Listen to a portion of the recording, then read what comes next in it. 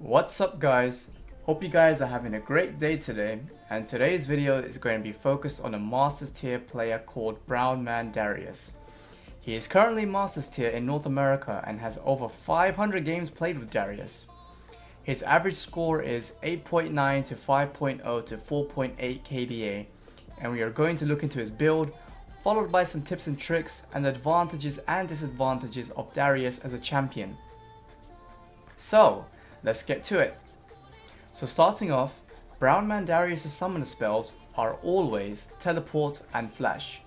This is pretty standard for Darius because his passive is basically an Ignite, so he doesn't really need to take Ignite.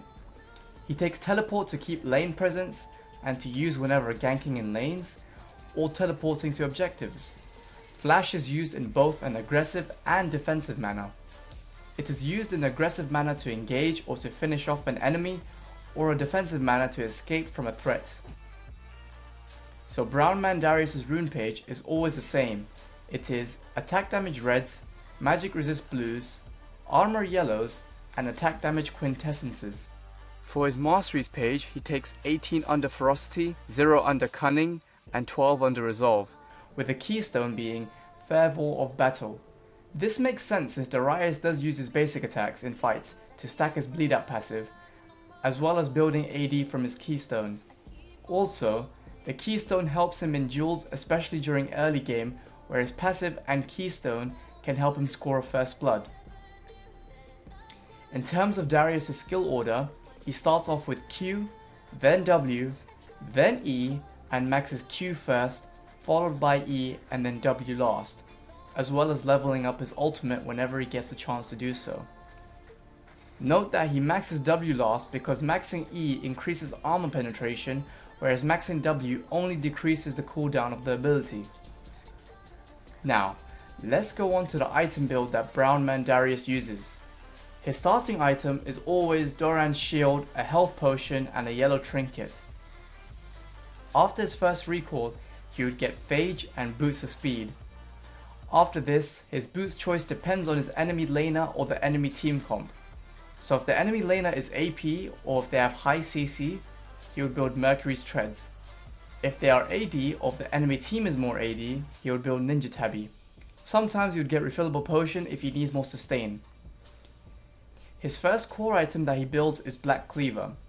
After this, his next item is Dead Man's Plate, followed by Spirit Visage. If the enemy laner is AP, he will build Spirit Visage after Black Cleaver, then Dead Man's Plate. These are his core items, and in almost every game he will build these 3 items. His optional items include Randuin's Omen if you need more armor. Another armor item you can consider is Thornmail. He would build Sterak's Gauge if he's fed and wants a higher damage output. Another optional item is Zizirot's Portal and Guardian's Angel. Other items you may consider is Gargoyle's Stoneplate for the bonus stats in teamfights, and Titanic Hydra if you are fed and want to do more damage.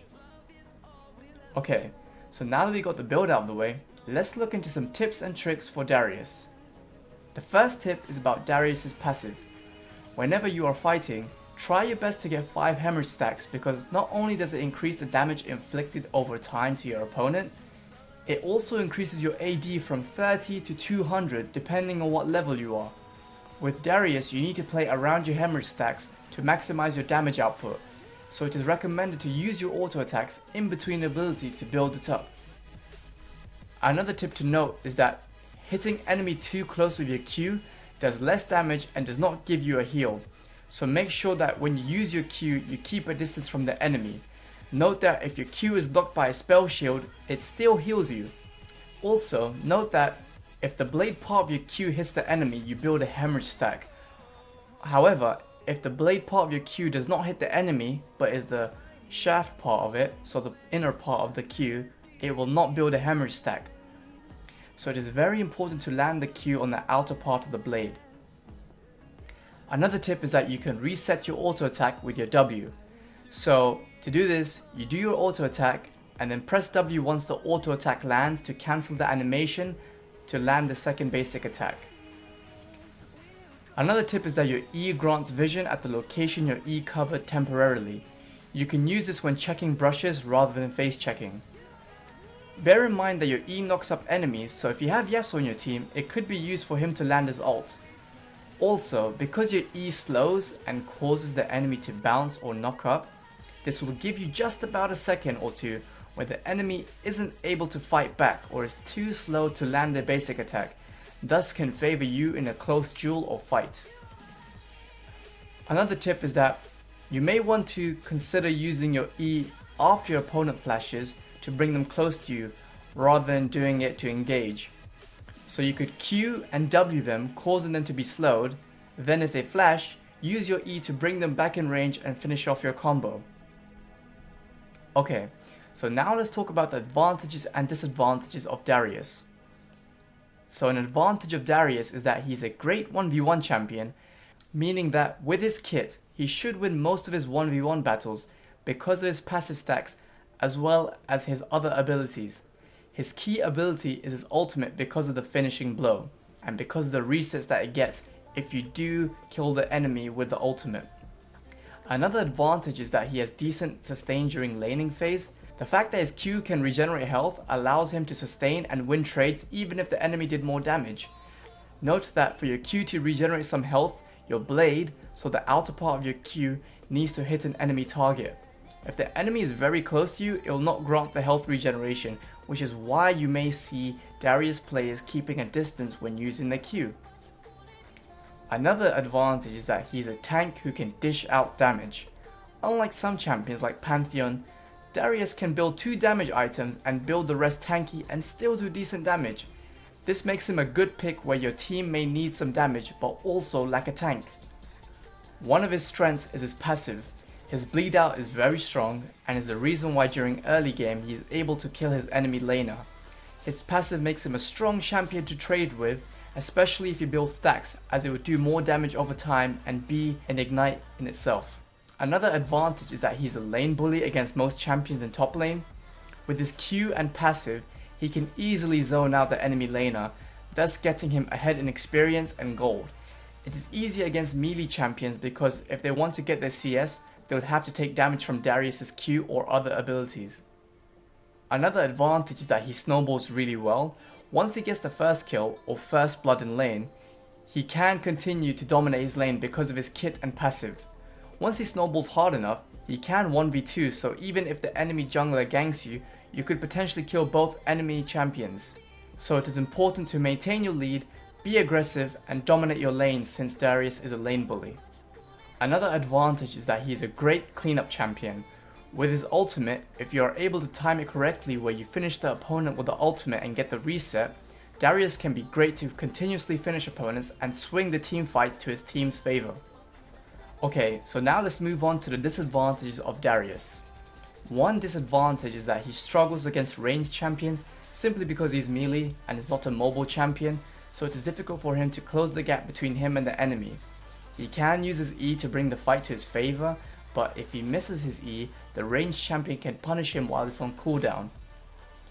Another disadvantage is that he is not really a mobile champion. He is a slow champion, so if the enemy is mobile or has a method to escape such as a Jax hop, he may not be able to finish opponents. Another disadvantage is that it's difficult for him to freeze his lane. The reason is because if he uses his Q, he is most likely going to kill some minions which can disrupt the freeze. The only way to overcome this is to move far away from the minion wave when using your Q, or to not use your Q at all. Another disadvantage is that if you miss your Q heals, it could make the difference between you getting the kill or you dying. It is important to make sure you land your Q on the outer part of the blade, and if your enemy moves in closer to get into the non-healing part of the blade, you need to react and keep the distance to guarantee the heal.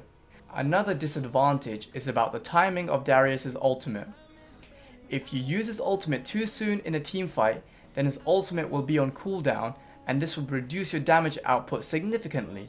The only way to overcome this is to know how much damage your ultimate does and make sure the enemy's health is clearly enough for Darius's ultimate to finish them. Remember that it is always better to underestimate your ultimate damage output than overestimate it, because if you assume that your ultimate can do more than it actually can, your ultimate will be on cooldown and therefore it will negate a significant amount of your damage in a team fight. So make sure you know how much damage your ultimate does You can even click on the enemy champion that you are focusing and see the HP that they have so you can time your ultimate correctly. Overall, I think Darius is a great top laner, a very dominant top laner who wins most matchups and has the potential to carry really well because of his ultimate and tank/damage build. So, when should you pick Darius? You should pick him if the enemy team are melee champions, if they are tanky because of your armor penetration passive along with your item choices which increases your armor penetration stats. If the enemy team is not mobile, it will work in your favor since you are also a slow champion, and if your laner does not have a form of disengage, so once you land your E, you can finish them. Also, you should pick Darius if your team does not have a tank but still needs a champion which does some damage. Well, that brings us to the end of this video. I hope you guys enjoyed it and learned from it. Please give this video a thumbs up, subscribe if you want to be notified when new videos are released, comment on what other champions you would like to see me make a guide on, and also you can comment below if you have any questions. I usually check my email and YouTube every day, so I will definitely respond. And also, I'm considering making videos on something more gameplay based, so perhaps how to CS better or warding or anything else that you guys might want to see. So please comment if you'd like to see that or if you have any suggestions. Other than that, please share this video with your friends or whoever you may think would find this video useful. Post it on Reddit or wherever you want to post it on to spread the word. I really would appreciate that. But other than that, thank you guys for watching and please stay tuned for more videos.